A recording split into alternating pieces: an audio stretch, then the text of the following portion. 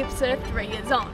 Today we look at how writing has really taken off since the Canterbury earthquake, from authors such as Gavin Bishop to Fiona Farrell, and also school children and other groups who have come together to share their writing experience.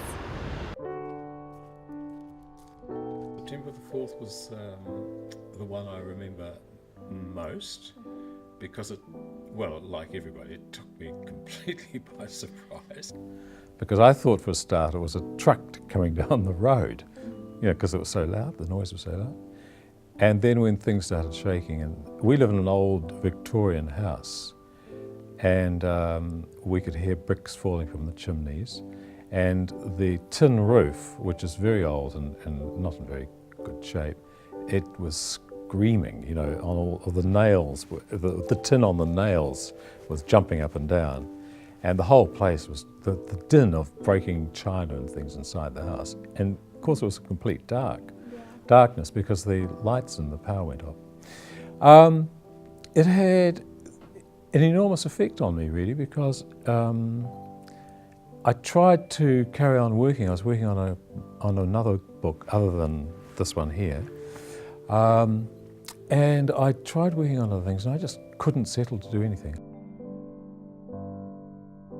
I was in Carlton Mill Road in our flat, in the first one, in the September quake. And the windows started rattling, and then it really built, as everyone remembers, that incredible roar that came, just extraordinary noise. And then the whole flat started rocking. And we went and stood in the doorway, which we found out later was the stupidest place we could have chosen, because there was a big water tank right above us. We would have been squashed flat, but it didn't come down, thank goodness. But then this project came along. Diana Noonan, the writer, wrote this story and sent it through to Scholastic and suggested that they might like to publish it as a fundraiser for the Earthquake Fund. So they asked me if I would like to illustrate it. But they said, you've got a very short time, something like 5 weeks. And I said, well, I've got to go up to Nelson to do some work for 2 weeks. They said, well, I'm sorry, but that's all the time you've got. So what I did was I did all the drawings for this book in Nelson, in a motel that I was staying in. And at night, after I'd finished teaching during the day, I'd go back home and sit down and do the drawings, just page by page drawings. I did this. I did the storyboard first. This is a kind of a layout of the book, and this is page by page through to the last page here. But then I had to draw up each one of those into the full size that I could then make it into this illustration later.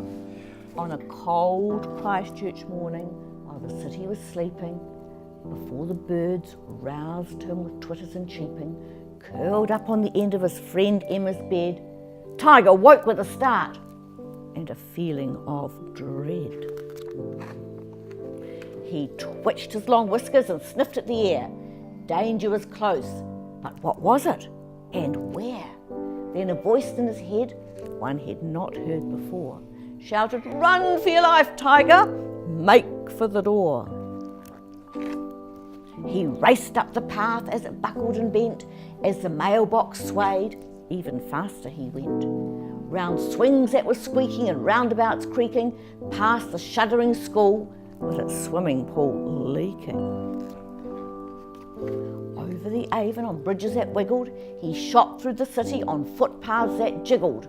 Above him the pigeons fled tumbling perches and dodged round the spires of crumbling churches. The whole city rocked, it reeled and it rolled. All by themselves the cathedral bells tolled. With no place to hide and no time to spare, Tiger shot up a quivering tree in the square. When he clawed his way up to the top, he looked down and saw in the tree half the cats from around town.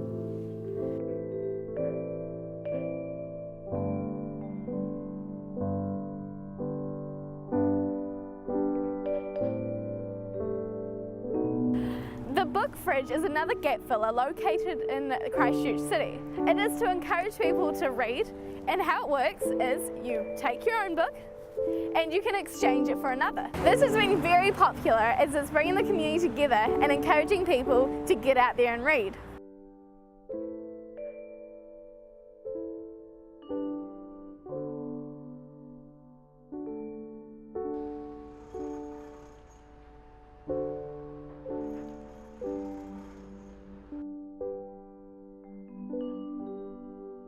Scorpio Books was badly affected by the earthquakes as they were unable to use their building anymore. Now they are stronger than ever in their new location in the container mall, and they feature displays of the earthquake writing throughout the store.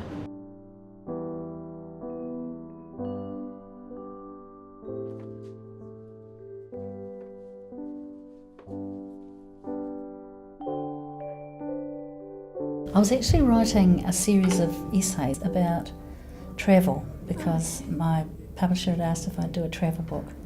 And so I wrote an essay about walking in France.